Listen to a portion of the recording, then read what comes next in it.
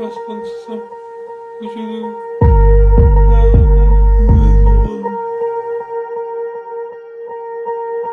Самат байке, азыркы ден соолугуңуз кандай, абалыңыз тууралуу айта кетиңиз. саламат. Кудайга шүгүр, Кудай деп.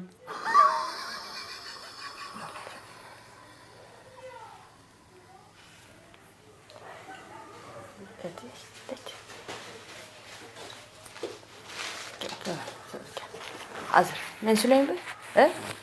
Самат байке сүйлөй албайт. Сүйлөгөнү эметет го, просто все равно вот эти эмоции уже канча уже 3 жылдан өтүп 4-жылга кетти. Баарыңар билгендей эле кой таш окуясы болгондо деген жаракат алган да. Жаракат алып, бияктан комага түшүп, Россияга барып, ошол жерде врачтардын жардамы менен, в первую очередь жубайынын жардамы менен да, вот, то есть хороший уход болгон үчүн ошондой жакшы бутуна туруп атат да.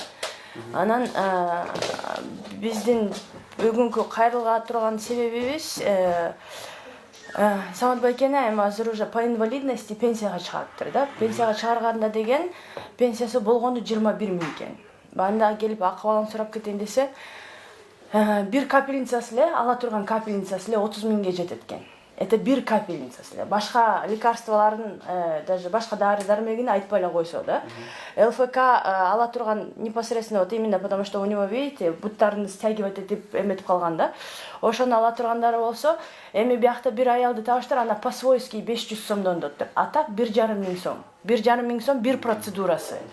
Анан Самат байке өзү дагы правительствого, премьер-министрге кат жазыптыр. Кат жазганда деген Жапаров, Акылбек Жапаров ал катты соцфондго жибериптир. Соцфонд эми, конечно, ар бирөөсү өзүнүн пределинен чыга албайт да. Мисалы үчүнчү, алар деген болсо справкалар, толгон токой справкаларды чогултуш керек. Это во-первых, во-вторых, получается, ал покрывать эткени көп болсо 1,5 000 2 000 соцфонд чыгарат экен. То есть какую-то часть, малую часть. Ал 1,5 000 2 000 эчтекеге жетпейт. Бул деген ойноп күлүп башка жактан жаракат алса бир жөн. Он непосредственно получил увечье кой таштан. Самат байке, ошол кой таш күнкү окуяны кандай эстейсиз? Кандай болуп сиздин башыңызга таш тийип калды? Жүрөгүм ооруйт. Кечке малда, кечке мал ошондагы 7 августта 7 август. интернетте олдум. Министр чалды. Самат.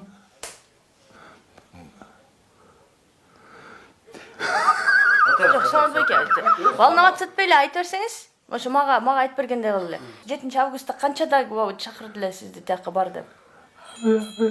Обедте. Обедтен кийин да? Обедте Чалып. Жана таш тийген мал канча? Кечке мал болду беле, түштө болду? 4-5-те, Saat 6-7'de больница var. 6-7'de больница. Oturana gün sayıp çaldı. Samat. Sonra şarjaytı oldu. Özüm var.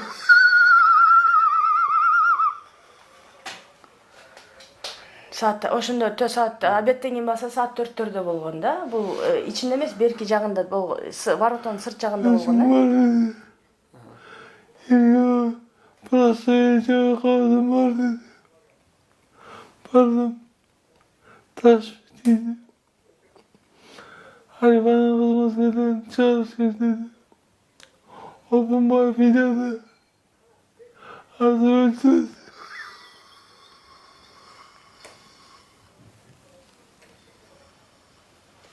Даже неподготовленных отправили.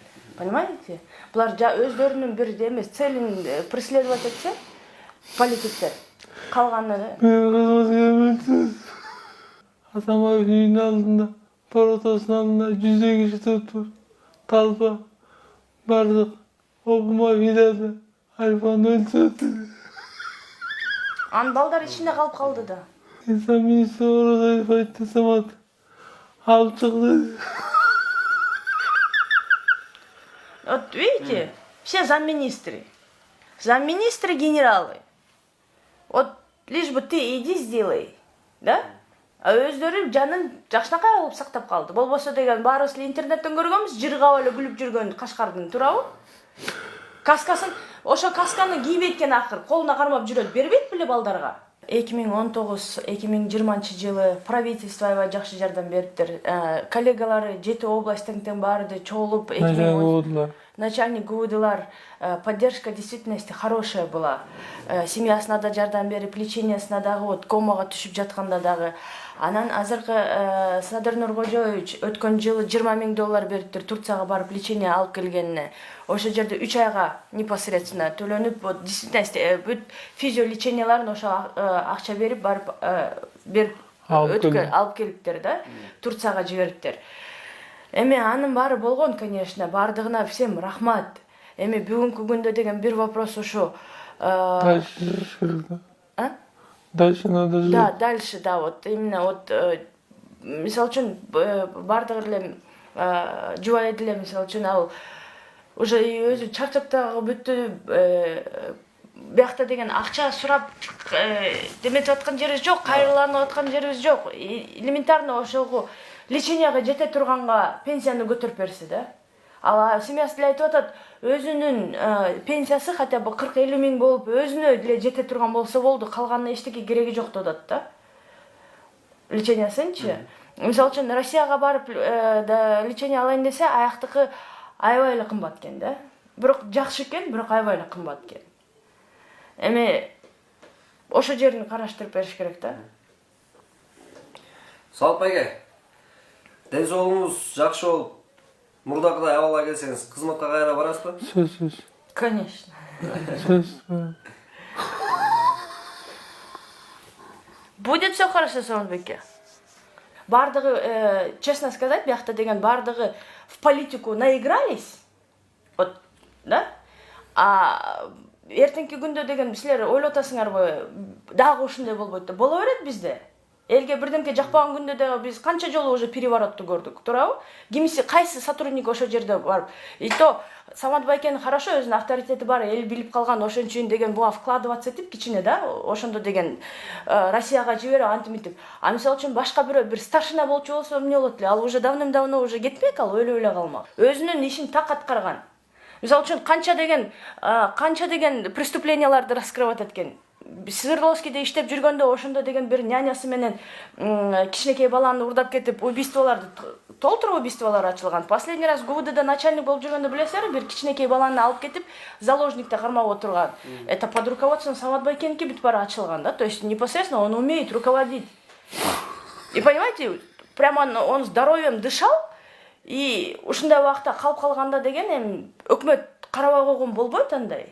А мне десе бир Москвадан учуп келсе, Жунуш Алиев келди, бир 3 күлүн көтөрүп алып. Анан келип туруп, акырын, сен сонункенсиң деп туруп, генерал-майордун званиясын берип койду, ошентип алдап койсо эле болдубу? Самое главное здесь, знаете, обидно. Бул өзү мисалы үчүн таарынып атат да, действительностичи. Өзүнө деле мисалы үчүн, конечно, бардыгы эле. Он таким стал из-за службы, да? Жумуш үчүн да, бул өзүнүн милдетин аткарды. Берген присягасын аткарды. Эми өкмөт дагы ойлош керек дагы. Эми терапияларына көңүл бөлүп бериш керек же ошондой же өздөрү төлөп беришсин, төлөп берсе ошо врачтар келип карап берсе, ойлоп атышат го булар жөн эле акча сурап атат. Бияк кеп акчада эмес. Кеп непосредственно если вкладываться этсе, Самат Байкенин нормально өзү да басат. Уход да хороший, да жакшы, мен айтып атам, айдежеге дагы. Вот самое главное, оору киши менен кары кишинин уходунан да, вот аялына баа бериш керек да. Вот все для него создала, во всем. Бүт баарын создавать этип бериптир. Аялы она может поднять. Просто единственное, помощь нужна со стороны государства, да. Дарылар деле, мисалы үчүн, до этого уже 3 жылдан бери дарыны ичип атып, подозрение на гепатит болуптур недавно. То есть 3 года, это, представьте, печень, да, насколько через себя пропускает, это уже невозможно. Да, уже токсический гепатит болупчу. Уже хроническое, да, уже осталось. И поэтому мне деселе бардыгы, бүгүнкү оокаты бүтсө эле барды, эртең кет деген андай болбойт. Бул увечье он получил непосредственно при исполнении своих служебных обязательств. Анда деген мамлекет вообще буну опека на всю жизнь алыш керек. Эртеңки күнү мисалы үчүн уже берген тиги компенсациясы уже почти түгөндө, анысы түгөнгөндө эмне кылат? 20 миңге кайсы эмне дарыны алат? элементарно мен бүгүн аптекага барып бир противовирусный кичинекей баланын дарысын 550 сом. А тут препараты, извините, он круглые сутки получает. Вот мен айтып атпаймынбы, комнатасы полностью оборудованы, полностью. Эми ошону государство карап бериш керек. Эмне десе тияка. Мисалы үчүн министрге деле биз азыр претензияны көп айта албайбыз. Почему? Потому что он тоже не может за рамки своих полномочий выйти. Азыр полномочиясынан алып чыгып кетчү болсо, анын өзүнүн үстүнө иш козгоп туруп, анын өзүн кайра камап коет. Соцфонд деле за пределы, мне десе эптеп деле эмес, ты исполни. Вы сперва посмотрите, этот же Акылбек Жапаров, он көрүш керек.